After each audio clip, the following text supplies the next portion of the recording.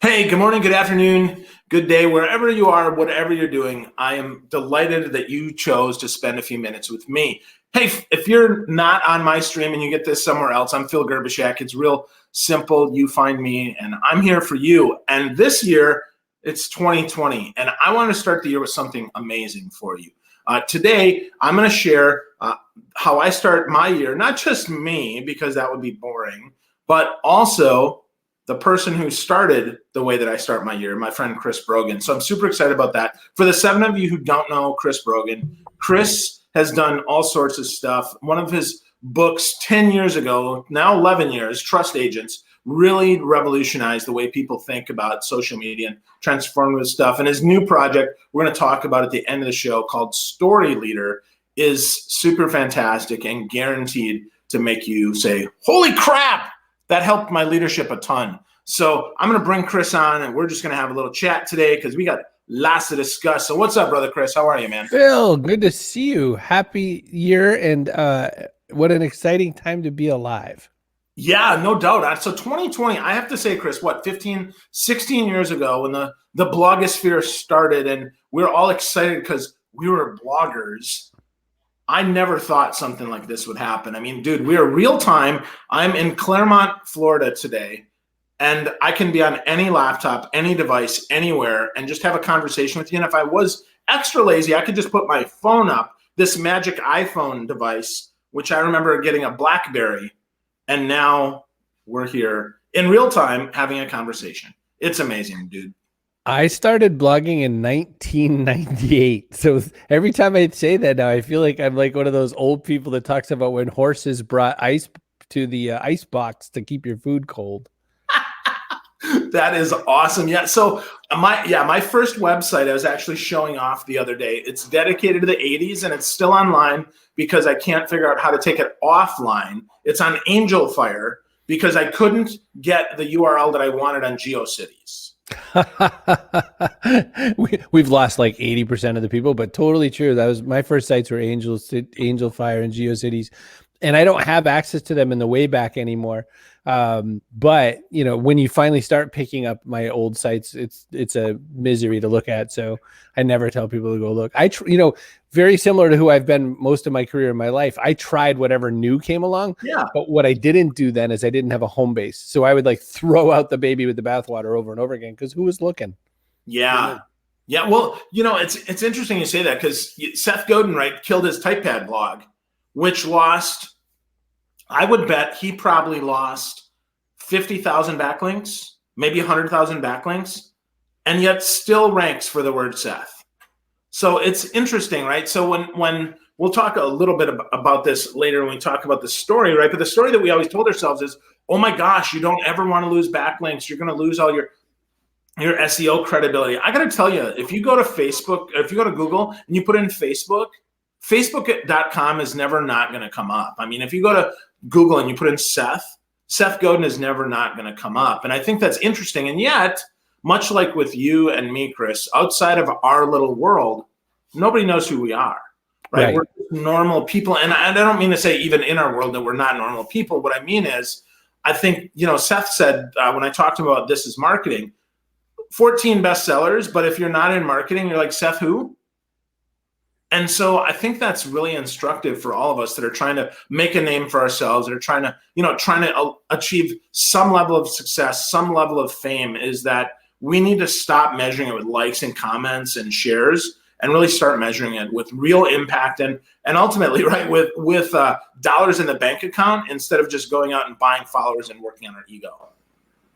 It's humbling and delightful every time I have these moments where I get to meet someone, you know, for the first time or whatever, and realize that the entire body of my work is now such an antique that they don't know it. And I always feel like, you know, Phil and I and a whole bunch of other people you also don't know, you know, invented all this crap, and you're like reinventing it now because that's what every, you know, entity does. Meanwhile, at the same time, you know, what I find is that the most famous people I've ever met, billionaires and things like that, the most famous people I've ever met, never lose any sleep over whether or not someone knows or doesn't know their work.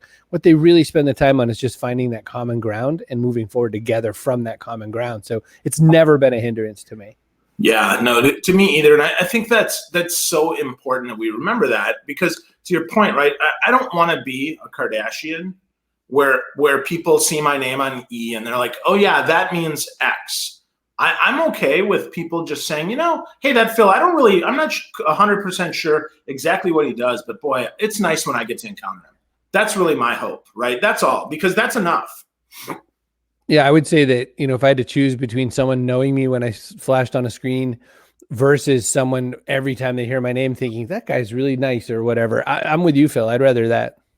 Yeah, cool, man. So Chris, as we tee up this year, right? It's 2020 now, and we could really have this conversation every year, because you've been doing this now. What, 2006? You started this practice, Chris? Great. My 3 words has been 2006. Yeah, so this has been. Which even way back then when I did, I was like, this might be fun. I didn't know we were going to keep it going. Right. Yeah. So folks, so if you're listening and you're like, I'm thinking of having a great year, but I don't have a framework to work within, this 3 words is super powerful. Chris came up with this, like you said, in 2006. And the key is to have 3 words, not 3 sentences, not 5 words, not 17 words, not 1 word, 3 words that then help you center your year and focus your year. And last year, I like to expand it. I focus on the word. I put that up. I make a sticky note. I put it by my desk and I carry it with me. But last year, one in particular really stuck with me, and that was the word do, and doing the hard work. And I really, last year I committed to that. I did some work that frankly I think I was afraid to do ever before, and I wasn't. And I knew it was going to be really hard work. Not just do the work, because the work is actually often busy work, but the hard work, the stuff that actually moves the needle, that sometimes makes you want to cry and throw up and yell, because it's hard work. And I got that because of Chris. So 3 words. So Chris, why did you find that 3 words works? Well, so one of the first things I always tell people about the 3 words concept is that all the words have to mean something. There can't be filler words. So if you did something like do the work, then the's a wasted word. It's not getting you anywhere. So what I always tell people is, first off, 3 words, because triangles allow us better understanding. So in doing mapping, for instance, we have an X and a Y axis, and then we have a Z axis. That's how everything is, located on the planet. Is, we know if something's left or right. We know if something is up or down. Then we know if it's, near or far, to use Grover from Sesame Street. So in kind of plotting a course through life, a smart Marine knows that they need to know more than 2 waypoints to guide yourself from. So that's how I picked 3 words. It's the only reason I picked 3 words. The 1 year I cheated and used 4 words was abysmal. And anytime I've ever tried to cheat on my 3 words and try to pack extra meaning into them beyond their 3-ness, I usually don't have the best success either. So we shall see, because when we talk about my 3 words for 2020, I made up a word that cheats. So we'll see how I do. Yeah, I don't think it's really cheating though, Chris. I really think what it is it's finding words that have that meaning, whether or not they're your words or they're the world's words. I think it's important, because what I find anyways, they're touch points, right? They're really points where I can touch down and say, this is my focus when I do fall away. I mean, your point about wayfinding, right? I think we're all kind of quartermasters in the world. We're all looking for our way, trying to find the way to whatever our goal is, right? As I look out across the way, where is that? And it's often over the horizon. It's not near term, which is interesting to me, because I struggle with that too. I mean, sometimes I look way too far and I miss what's in front of me. So by having these words that give me that kind of maybe third of the way or month of the way touchdown, that I can say, okay, let's bring it back to 0, because otherwise, if I get 1 degree off, and they keep going 1 degree off and 1 degree off, I mean, an airplane is going to come back, but a ship is not. And I think I'm more like a ship, where I'm just going to keep drifting off. And I was headed for Antarctica, which is due south, and I ended up instead in Wisconsin, which is due north. And that's not going to be helpful. So these 3 words help me with that. So let's talk, Chris. That's pretty simple, right? They have that framework, 3 words. Don't overcomplicate it. Don't add any filler words. Have real words. I think one of the other things that's helpful is if we think of them as either an action or we think of them as a noun. I think it's important, right? Because like Steve Farber writes about love as a killer. is just damn good business. And love is an active verb, right? It's not love like I love you, but to love. And I think that's important. So it's okay that you could go either way, but I think you need to understand what you mean by that. So Chris, what are your 3 words this year, dude? For 2020, my 3 words, very similar to your do word. I have one called push. My first one is push, which means when you're a little stuck somewhere, you got to push. You got to get out and push and get through the next piece. And when I took up running, hard to believe when you look at me now, but I was just as fat when I took up running at the end of 2003. And I got all the way to running and completing a trail marathon in 2004 and several other distances along that way. And I had a mantra that I kept using called dig in and push, which is like, I don't want to be at the gym. I'm just going to dig in and I'm going to push and I'm just going to get it done. So push is number 1. Second word is the word I faked and made up. And someone said to me, well, that's kind of like the word process. I said, I know, except the word process won't get me out of bed. The second word I used is made up. It's called structurequence, and it is sequence and structure mixed together, because we need to have a structure around things, but we also need a sequence. When you make a cake, you do the dry ingredients over here, you do the wet ingredients over here, and you do this. If you throw it all together, the cake doesn't work. It doesn't happen. So you need structure and sequence. And I think that both of those things kind of together, they're like a little, tag team. You can't have one without the other. It's like water is hydrogen and oxygen. It can't be not one. The third is package. And I blanked for a second. The third is package. And package in this case is both the verb and the noun. It's the idea that, you really have to kind of put a package around your production and your effort and all that. So one of the things I've done for many, many, many years is I very much value sort of improv. I value kind of raw, direct, straightforward. This is the first time I've ever said it, so it's the first time you've ever heard it kind of interaction. But there's something to be said about doing more work to package and prepare my thoughts better and to organize information better so that I'm delivering the absolute best possible version of what I want to share with people every time. So as a professional speaker, as a consultant, any of the different ways that I use my skills, talents, knowledge, and voice, I need to package a lot better and make sure people get, put together with it. So those are my 3 words. Cool. I think, let me start with package, because I want to unpack that a little bit, because I want people to hear this is not necessarily don't ship and wait for perfection. It just means put it in packages that people can actually buy, that people can actually understand, that people can actually see, right? Because if I say Christmas present, I think most people would see a square, or typically a square box with a bow on top, some nice wrapping paper around it, right? We can see what a package is and we can understand what that is. But instead, if I say flibbity-goobit, you're like, I've never heard that word before, dude. What does that mean? And then I have to unpack it. I have to explain it. I have to offer more to that. And it might be meaningful to me, but it might not be meaningful to the person that I'm trying to impact and trying to help and trying to serve. And I think that's really good, Chris, that you talk about packaging, because that's one of the things that I've struggled with as well. Because like you, we really subscribe to the ship it model, right? Get it done. Done is always better than perfect. And we're not saying that's not true. We're just saying that perhaps you consider adding a nice bow around it and adding a nice package so people understand it, which I think is super important, man. That's really good. And so I'm going to share my 3 words, and we're going to move into how this works, how you're packaging stuff, because I love your new package, by the way. It's really pretty, really makes sense, and really is going to change some lives. So let's talk about mine. My first word is gratitude, which I think that's a big one for me. I've been practicing all of 2019. I practice my gratitude every day. I start my day with three things that I am super grateful for right now. Like not like esoteric, hey, might be grateful one day. No, right now I try to think about that, and it helps me frame my day, because if I'm grateful for that stuff, then the rest of the day is already a win. So gratitude is the first one, and I get more of the good stuff. The second word is discipline. It's kind of like do the hard work, but it's do it even when I don't want to do it, which is really important to me, and probably important to a lot of folks, because that's what gets me out of bed, Chris. You talked about your structure sequence, right? For me, I have to want to get out of bed, man. And there are days that I don't. So discipline does that for me. And then the last word is compassion. And a lot of that is self-compassion for me. I'm my own worst critic. I know that nobody in the world is harder on me than me.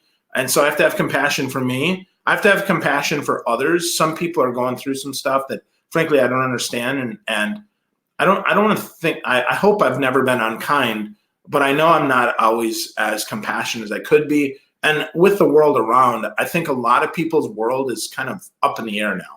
So I want to have more compassion. And those are my 3 words. And to that, right, there's a lot of story behind that, just like there's a lot of story behind your words, right? If to you, push, structure, quench, and package makes sense. You've got your story laid out, right? For me, I've got gratitude, discipline, and compassion. Makes sense to me, but unless I tell the story, you're like, dude, 3 words, so what? Who cares?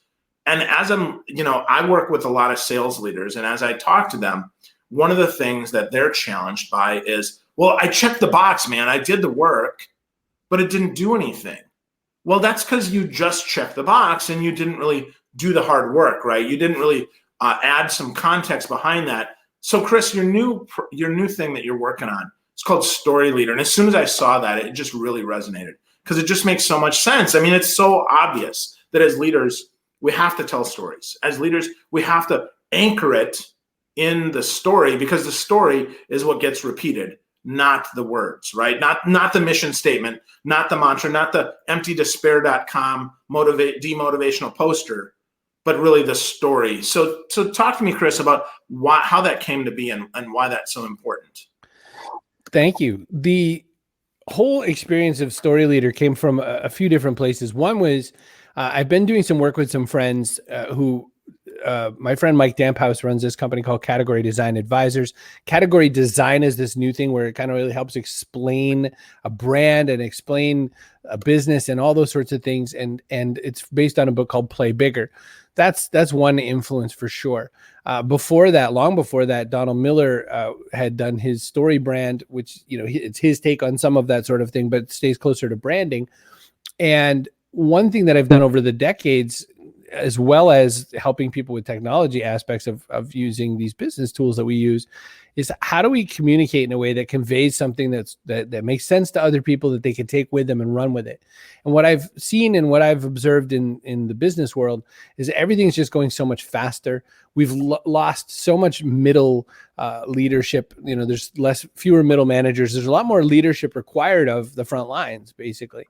And there's a lot more required of leaders. So they have to kind of move fast. And what is delivered is this kind of Netflix-y kind of world where we flick past information all the time.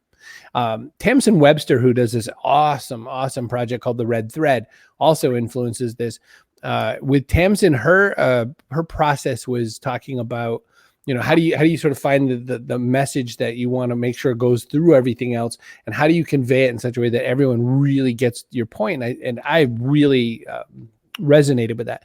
Her work right before that, she was with a different company, and she was talking about this presentation where it was a pitch deck for a VC company that was trying to get some new people to work with them, startups and all that. And so young startups were coming and looking at this pitch deck, and they weren't really biting as much. And one of the things they found was that there was a picture of the entire leadership team, and it was a whole bunch of people sort of in their 40s, 50s, and 70s and whatnot. And the idea that they were trying to show is like, look at the wealth of experience you have when you look at this team. What people were taking from this were, oh my gosh, it's a bunch of old people. They're not going to get my idea. And, maybe we shouldn't work with this company. They're not, fast and young like we are. And so what Tamsin said was, so nowadays, instead of just giving someone the information and say, here's the information, we have to say, this is how you might interpret that information. This is what I want you to take from this. So after that meeting, which was years ago now, I have really spent a lot of time kind of helping people add yellow highlighter to the conversation with me. I make sure that I say, and so, when you're thinking of that, what I want you to think next is this and all that. So I started to codify that. I started to build a system. So how can I help leaders convey information? Now, when you're told you're going to tell stories, there's this huge disconnect instantly. Like, you have to try to be like Garrison Keillor and Lake Wobegon or something like that. Business stories basically have to serve an important part of transferring leadership DNA throughout the organization, which means that when people get to these spots where they have to make a decision without the boss being right there and whatnot, when they have to think, how am I going to, execute on the bigger vision, they need these story elements to kind of clip onto, because stories are the best possible intelligence and information transference device we've created so far. Numbers aren't, visuals can be, but a story reminds us enough of all the parts that we can keep going forward. Yeah, I really dig that, Chris. I think that's so important that we remember the power of story. I mean, even numbers, right? With the old joke about, there's only lies, damn lies, and statistics. Well, that's because numbers can tell us anything we want, right? I mean, if I think about, some of the folks that I'm working with right now, I mean, 99% quota attainment, which is fantastic and a letdown and not enough information, right? It's fantastic because 99% is almost perfect, almost 100%. It's not 100%, so we didn't attain goal, but so what? But if we talk about how perhaps at the mid-year, we're at like 41%, and we made up 58% of the ground in the last 6 months of the year. And in fact, we made up 30% of the ground in the last month. And here's how we did that, through this and this and that. And this was what's different. And here's how you can do this too, so that next year we can get 180% quota attainment. Well, now I can remember, you did this, right? Because it had a hero, it had a protagonist, right? It had some color behind that, right? It's important that we have some Bob Costas behind that, right? Someone that offers that color, that can explain that. And then we need the play-by-play. We need the Bob Euchre there, because if they play off each other, now we've got some powerful story instead of 99% quota attainment. Is that kind of what you're getting at here, bro? 100%. There's a few elements that are real easy to transfer to business all the time, and we use them all the time. We just the only difference between what I'm talking about and in this versus how we do a lot of what we do is we do a lot of what we're doing informally and unevenly, right? So there's the challenge is you've got one really great storyteller and you've got 9 people who aren't really using any of those kinds of tools, or worse, they're taking their perception of the story and trying to tell it, and they're just using all the wrong elements of it. Someone said if you watch Jaws backwards, it's basically the story of a shark who got sick and threw up a whole bunch of people, and they open up a beach, right? So there's all kinds of ways that you can sort of look at things a little incorrectly and maybe not get the right story. I was, by the way, hilarious to me is that as an author, a very long time author now, multiple books, I'm working on my 10th, and then my 11th is really close behind it. I can't figure out theme. Whenever someone says to me in a work of fiction, what's the theme? I always get it wrong. So in story, for instance, one thing that we use and can use more is analogy. So I was talking to somebody about their business process problem right now is that they're very used to recommending what everyone else has recommended and just saying we can do it better, but never, ever, ever bringing innovation. Also filling out the RFP line by line, never offering a serving suggestion ahead of time. And so I came up with some stories that would kind of help with that. And in the process, I would say, and they don't have to be like, well, let me tell you about my grandfather. But, you can say, imagine you're really darn good at making hamburgers, but you're supposed to be a sushi chef. Maybe there's some value still on what you're going to do with hamburgers. And maybe you need to break that off and make another little unit of that. And maybe that's better served to have 2 really distinct businesses in that case, et cetera. So when you start talking like that, when you start using analogy as one of the tools for story, then people go, oh yeah, I use analogy all the time. And you're like, right. But now you have to kind of keep doing it as a practice. And you have to keep doing it in a way that you really clear the part that people are walking away from with it. The other thing with kind of the story leader style or method or the system that I'm putting together out there is that we don't actually ask the question of, if I need to convey some information, I'm going to go in and I'm going to speak to my junior sales guys, let's say, what do I need this story to do? So the very first question in story leaders, what's the function of this story I have to tell? So the function is, like you said, Phil, I need to get them to get towards 180%, not be thrilled that they got 99%. And the way I'm going to do that is I'm going to need to show them how consistent daily action is where we're at. So what kind of a story can I tell for consistent daily action? That's the function of the story, right? Then there's the payload. What do they need to know afterwards? They need to know that, I need to be taking consistent daily action, and that's what the bosses want, et cetera, and that's what's going to happen. Who's this audience? Well, there are people who hate being distracted. There are people who have way more excuses than they have, time to answer the problems, et cetera. And you just walk through all these elements and you practice it, and you sort of figure out, okay, well, this is a good way to convey this. And you really try to lay out the most easy way to say it. And then you start looking for some color phrasing that's going to make it easier for people to pick up. Ever since I think 2005 or so, I've written a phrase, give your ideas handles, which means make it so that the other person can take the idea out with the little suitcase handle and run with it and use it as their own as much as they want. That's the best way to get, ideas to spread and be useful, is if you can pick them up and run with them. So that's the gist of it. That's why I started putting it together. And that's kind of how it starts to work. And it's built as a leadership training system. So the idea is that at any level of leadership, everyone needs a little bit more help with this kind of stuff. Everyone wants help with clarity. Everyone wants help with brevity.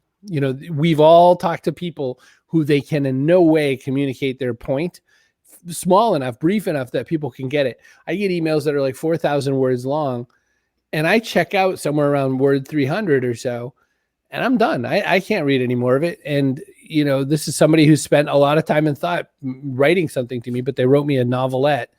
And so it's just not going to get read. Well, the business world, we're talking 300 words or less now, so I need to show people how they could get clear, brief, concise, memorable stories into our heads, because that is, that's how you're going to use stories to do the heavy lifting. You're going to remember more with a story than you ever are with just a number.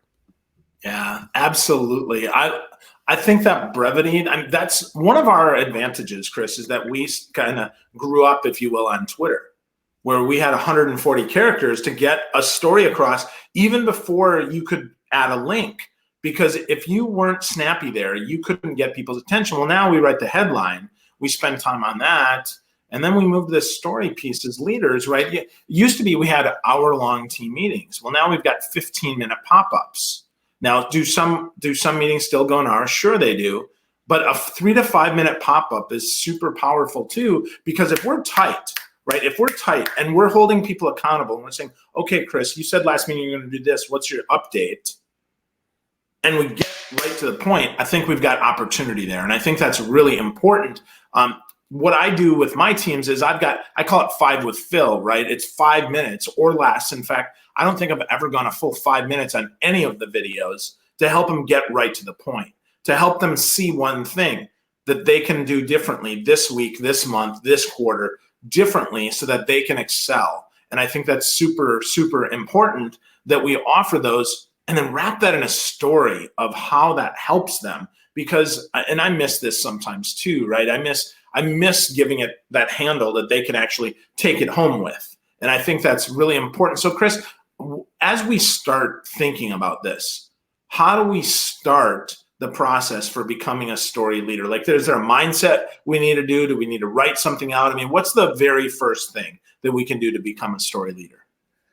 Very first is always to remember. So I've said this in business marketing for a very, very, very long time, which is no matter what, make your buyer the hero. I've said it. I see it get quoted all the time with my little stupid head and my name underneath it, and then somebody else's logo and their stupid website. But in this case, no matter what, make your listener the hero too. One thing that we do a lot wrong, especially when the stories are kind of made to educate someone who needs to be educated. There's times to slap people. I say that lovingly. There's times to slap people and say, you've done poorly here, you're a bad person, or whatever. But there are many more times where guidance is going to help more. So the first thought I always have is if you're the story leader, then make the recipient of the story the hero. So if you're going to educate them.